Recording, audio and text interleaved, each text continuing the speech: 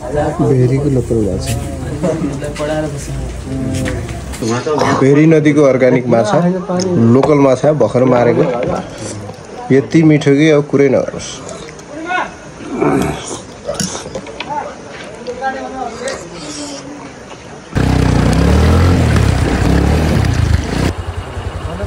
बिस्तारै बिस्तारै नआत्तेर माथि हो माथि र तलतिर गइसक्नु भयो है धेरै तल माथि जानु।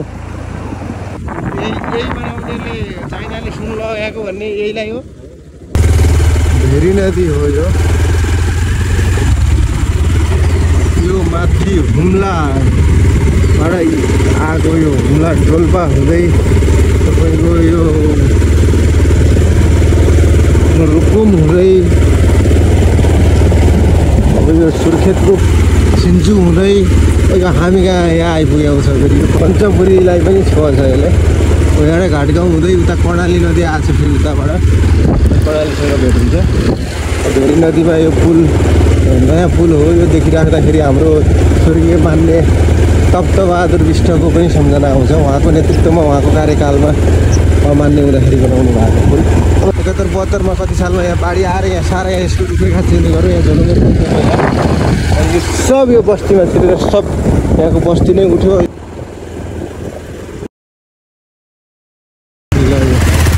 भेरी नदी पुल यस्तो छ मार्केट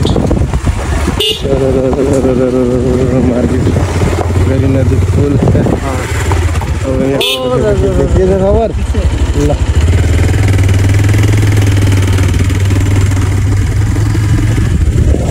यहाँको अहिले एकदम ठुलो पर्यटकीय स्थल मतलब आउने फोटोसोटो खिच्ने भेरी नदीको माछाहरू खाने टिकटक बनाउने। यहाँ अगाडि हेर्दा त्यो मुरमुरी हो। त्यो पहिला हाम्रो बुवाले पढाउनु भएको त्यहाँ जागिर खाएर पेन्सन रिटायर हुनुभएको मास्टरमा मुरमुरी यहीँबाट देखिरहेको छ। स्कुलै त्यहाँ नजिक छ। अब पहिला यहाँ हिँडेर आउँदाखेरि तपाईँको 2-2.5 घन्टा बुवाहरू आउँदा त्यति दुःख भयो। अब अहिले तपाईँको बाइकमा 20 मिनट। पहिला धेरै गाह्रो थियो यहाँ आएर जागिर खाएर जाँदा। अब यो यहाँ पहिरोहरू आउने यतै बस्नुपर्ने बुवा पनि थियो। अब अहिले चाहिँ सहज भयो विकासले गर्दा।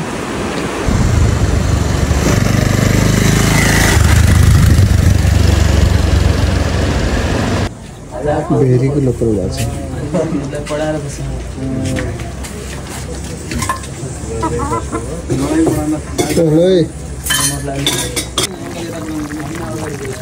रेडी भयो नि लोकल माछा के हो त? त्यो फेरि सुकेको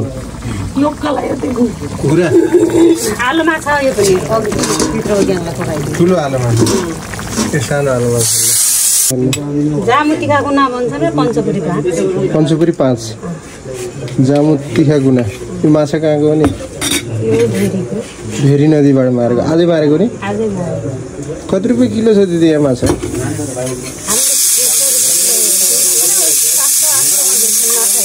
600 रुपियाँ किलो।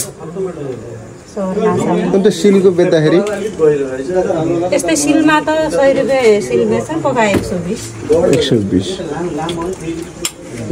जस्तै अहिले यो एउटा कचौरामा हालेको कति मूल्य हो एउटाको? 5 सिल गरेर पकाएको।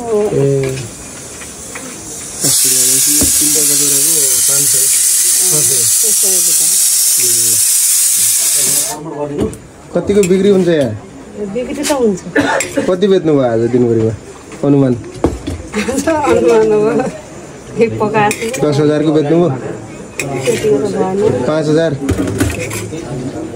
दिनमा 2-3 हजार कमाइ हुन्छ।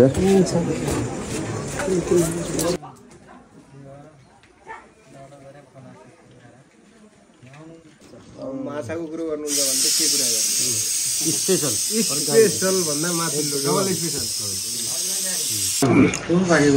भेरी नदीको अर्ग्यानिक माछा लोकल माछा भर्खर मारेको यति मिठो कि अब कुरै नगर्नुस्।